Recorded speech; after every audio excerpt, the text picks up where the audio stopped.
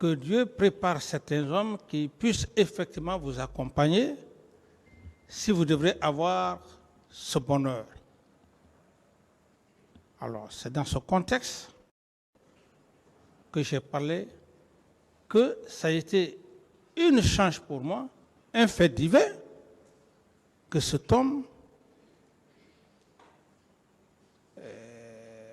a eu un sentiment naturel pour moi. Ce n'était pas autre chose. Il faut que je sois très sincère, très honnête de le dire en face de cette barre et devant tout le peuple de Guinée. Me débarrasser de tout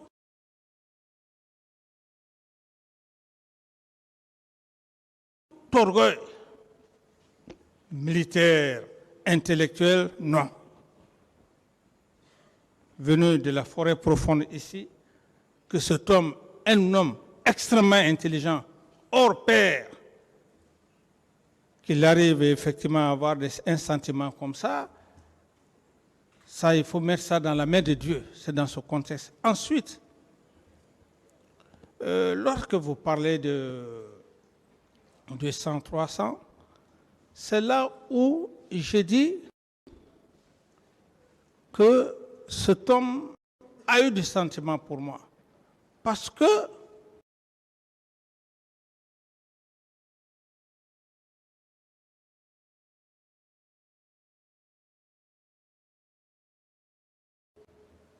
dans aucun pays, ça ne se fait pas militairement. Le regroupement militaire même, il est interdit.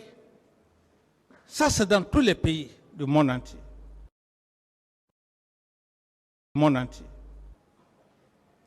Et même à l'instant où je suis en train de parler, j'en ai même peur. Et des fois, quand j'imagine, je n'arrive pas à comprendre. Je me dis simplement que c'est un fait de Dieu. Sinon, cet homme, Feu Général Lansana Conté, c'était un homme extrêmement intelligent. On ne pouvait pas tromper sa vigilance. Alors donc, c'est tous ces faits qui me sont permis à dire, mais moi, qui ne suis rien, et que cet homme n'arrive pas à m'inquiéter. Cependant, à l'époque, on pouvait m'arrêter, maître. On pouvait m'arrêter. Donc, je veux simplement vous dire que il y a des choses, quand ça se passe dans la vie, il faut mettre ça sur le compte de Dieu.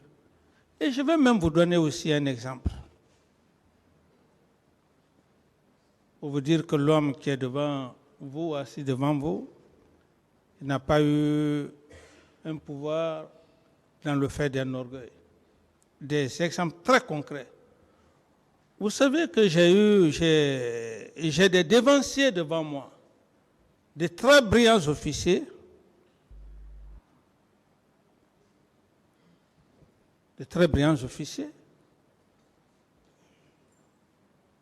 Ça pouvait être eux.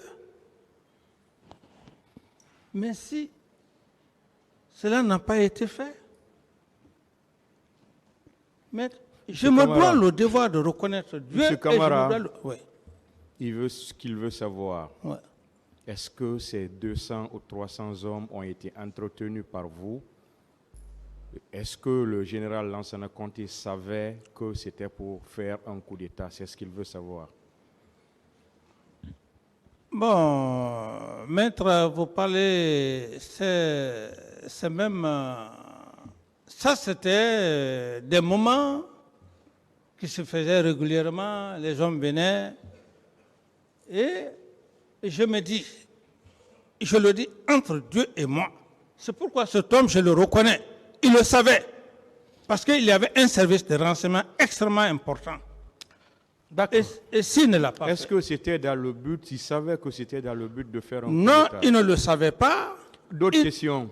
Il ne le savait pas. Monsieur le Président, est-ce que vous étiez ami à Feu Ousmane Conté? le fils du président Lansana Conté. Est-ce que vous étiez amis? Oui, oui, oui, comme tout. D'accord, d'accord.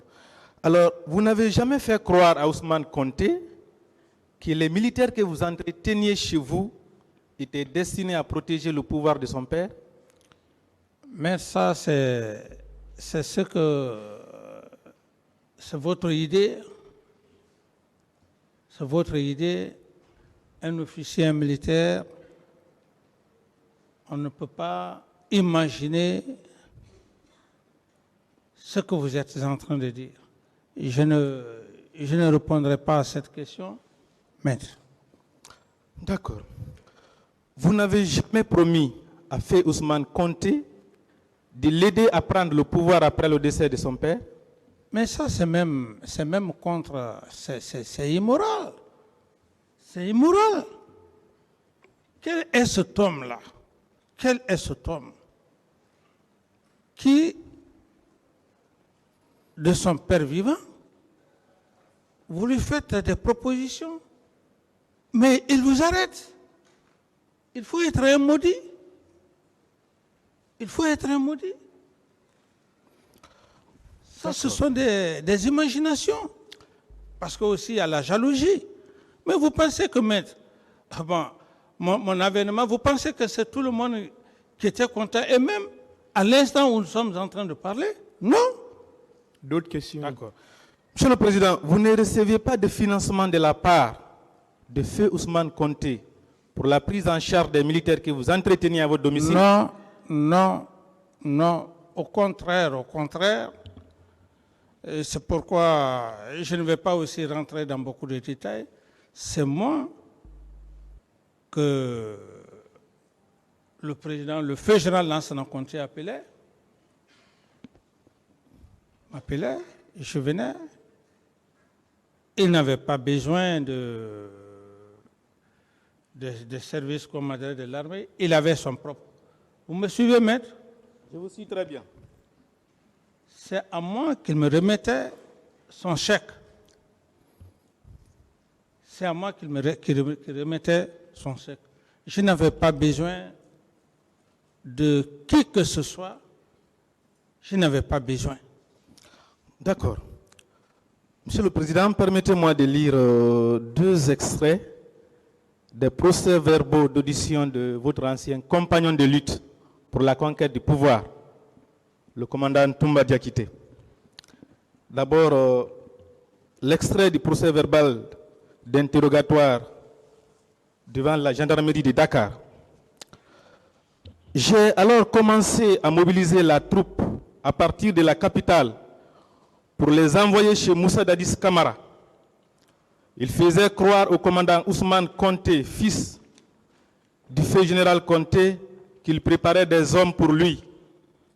Ce dernier finançait Moussa pour entretenir la troupe, tout en ignorant les motivations de Moussa. On a réussi à mettre la main sur les hommes que j'ai nommés groupe spécial de Conakry.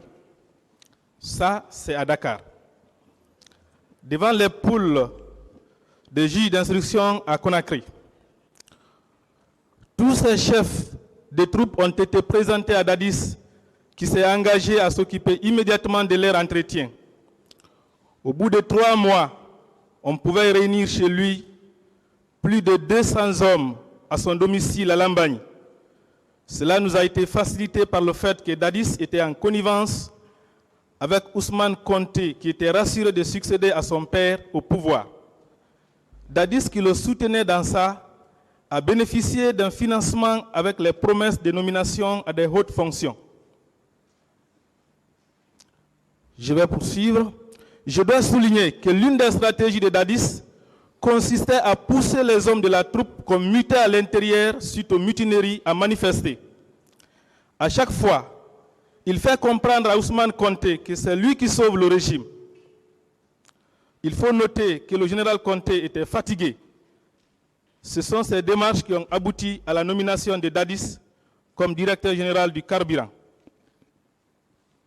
Oui, maître, vous savez... Qu'est-ce que vous en... Ok, je vous dis bien que par rapport à la déclaration de Toumba,